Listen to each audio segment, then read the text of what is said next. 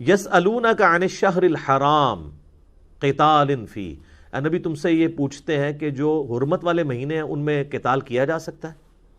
حرمت والے مہینے کون سے ہیں؟ سورہ توبہ میں آیا کہ 4 مہینے ہیں وہ، لیکن ان کے نام نہیں آئے کیونکہ مشرکین عرب کو پتہ تھے وہ کون سے ہیں۔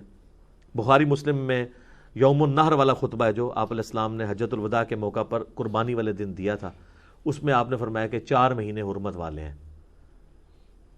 3 کنزیکٹیو ہیں، ذی قعدہ، ذو الحجہ اور محرم، اور چوتھا رجب کا مہینہ۔ اس میں قتال مشرکین عرب بھی حرام سمجھتے تھے، البتہ وہ کتے کو حلال کرنے کے لیے جب کبھی جنگ کرنی ہوتی تھی تو کہتے تھے اس دفعہ رجب جو ہے نا وہ رمضان کی جگہ پہ ہم شفٹ کر رہے ہیں، تو اس طریقے سے وہ کرتے رہتے تھے۔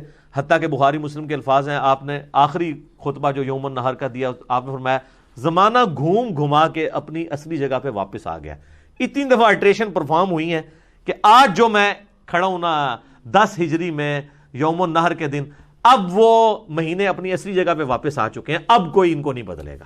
4 مہینے حرمت والے ہیں، حتیٰ کہ آپ کو پتہ جنگ صفین روک لی گئی تھی کیونکہ بیچ میں حرمت والا مہینہ آ گیا تھا، تو جنگ نہیں ہوئی تھی، تو جنگ کرنا منع ہے۔ یہی میں نے مشورہ دیا تھا ہماری ایجنسیز کو، گورنمنٹ کے لوگوں کو، کہ یہ آپ لوگ جو رد الفساد اور ضرب عضب کرتے ہیں نا، تو مہربانی کیا کریں حرمت والے مہینوں میں اس کو روک دیا کریں۔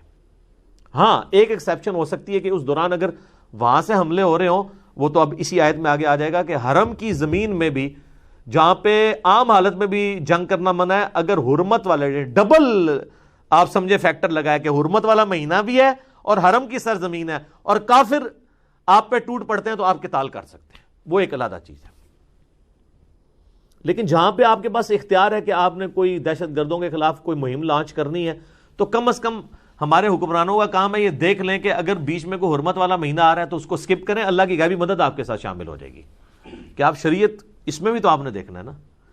لیکن اب یہ باتیں، یہ وہ آیات ہیں جو صرف نظر ہیں، میرا خیال ہے کبھی یہ میرے علم میں تو نہیں ہے کہ کبھی کور کمانڈر کانفرنس ہوئی ہو اور اس میں لوگ ڈسکس کر رہے ہوں تو کہیں حرمت والا مہینہ بھی ڈسکس ہو رہا ہو۔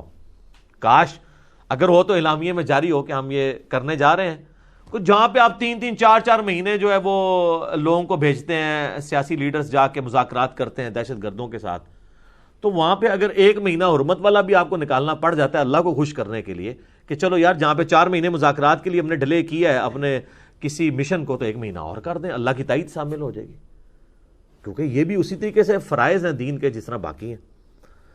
تو اب جواب بڑا پیارا ہے کہ یہ جب پوچھتے ہیں نا قتال کر سکتے ہیں حرمت والے مہینے میں، قل قتال فیہ کبیر، اے نبی ان سے فرما دو کہ حرمت کے مہینے میں قتال اور جہاد کرنا یہ بہت بڑا گناہ ہے اللہ کے نزدیک، لیکن ساتھ بیلنس کیا ہے وَصَدٌّ عَن سَبِيلِ اللَّهِ، اور اللہ کے راستے سے روک دینا جو کافروں نے کیا، مشرکین عرب نے صحابہ کرام کے ساتھ۔ اللہ فرما رہا ہے ان کے جو جرم ہے نا وہ اس سے بڑے جرم ہیں۔ ہو کہ یہ کہ کافر جو ہیں وہ مسلمانوں کے ساتھ شرارت کریں اور مسلمان کہیں گے حرمت والا مہینہ ہم چپ کر کے بیٹھے رہیں، اور پھر وہ مسلمانوں کو میڑا مارن کے تسی لڑنا نہیں ہے کیونکہ تسی تو مندے ہو کہ حرمت والا مہینہ ہے۔ تو اللہ نے فرمایا میں پہلے ہی ان کے کان سے ہی بات نکال دوں کہ جو تم جرم کر رہے ہو نا مشرکین عرب، وہ اس سے بڑا جرم ہے۔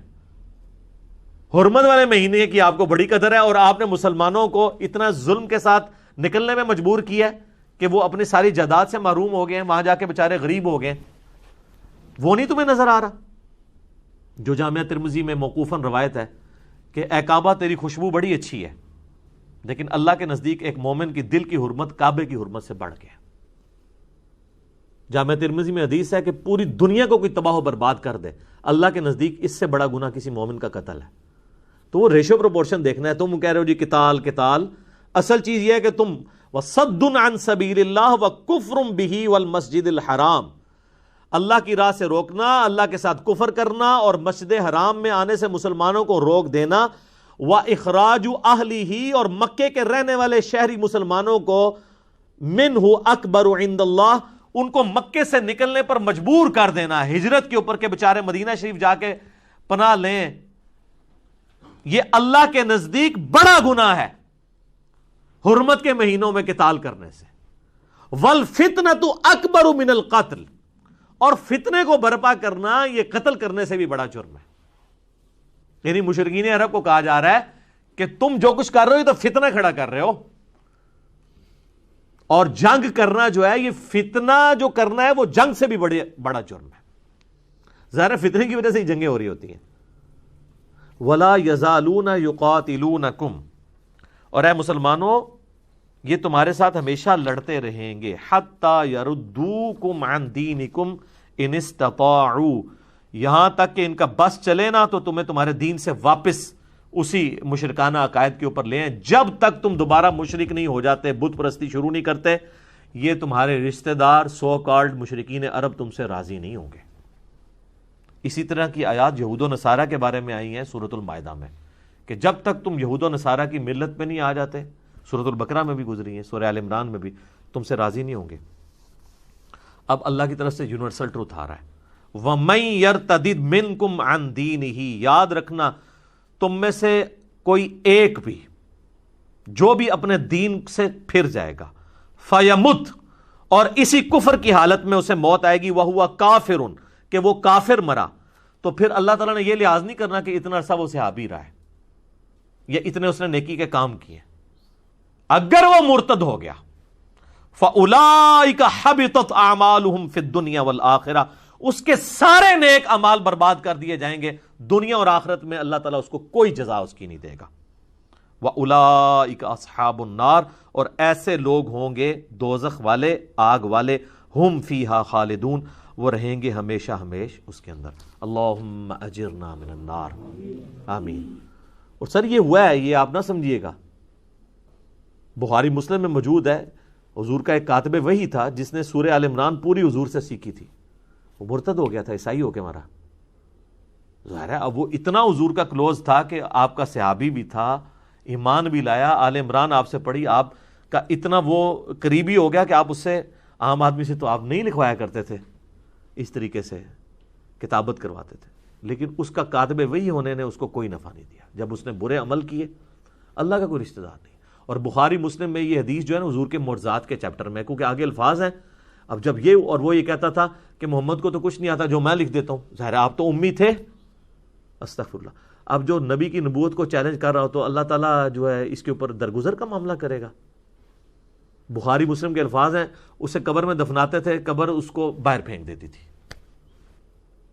اور پھر مشہور ہو گیا کہ یہ نبی اپنے صحابہ کے ذریعے اس کی لاش کی نا اس طریقے سے اس کے ساتھ معاملہ کرتا ہے. تو انہوں نے اوپن مجمع کے اندر اس کو قبر میں دفنایا، زمین نے باہر پھینک دیا.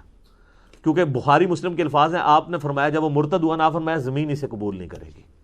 ہائے ہائے ہائے ہائے، رحمت للعالمین. آپ اس لیول کے اوپر نہیں اترتے تھے، لیکن آپ کو پتا تھا کہ مسئلہ اب سٹیک پہ لگ رہی ہے، میری نبوت سٹیک پہ لگ رہی ہے، اللہ کی وحی. تو اللہ نے وحی کے ذریعے بتا دیا کہ اے نبی یہ بتا دو کہ تمہارا معجزہ ہے کہ جو بندہ یہ کہہ رہا ہے نا کہ یہ نبی جو ہے وہ اس کو کچھ نہیں آتا اور میں جو کچھ لکھ دیتا ہوں یہ وہی ہے. تو اب تو ظاہر ہے کہ جو مسلمان بیچارے اس وقت تھے ان کے دلوں میں بھی تو وسوسے آنے تھے نا، کیونکہ اللہ نے تو سامنے نہیں آنا تھا، حضور کی زبان پہ پورا دین چل رہا تھا نا. تو آپ نے اسی وقت کہہ دیا کہ زمین اسے قبول نہیں کرے گی، مرنے دو اسے. اور وہ شکر ہے کہ اسی وقت مر بھی گیا بعد میں، ورنہ وہ حضور کے بعد مرتا اور پھر بعد میں معجزہ ظاہر ہوتا، اس وقت تک تو ساروں کے دل اٹکے رہتے نا. حضور کی زندگی میں اسی وقت مرا، وہ کچھ عرصے بعد ہی دفناتے تھے، لاش زمین باہر پھینک دیتی تھی. پھر جب لوگوں کو یقین ہو گیا کہ یہ معجزانہ کام ہو رہا ہے اس کے ساتھ، پھر اس کی لاش باہر ہی پڑی رہی، اسی طریقے سے تعفن کا شکار ہوئی. تو یہ ہے معاملہ، اعمال برباد کر دیے جائیں.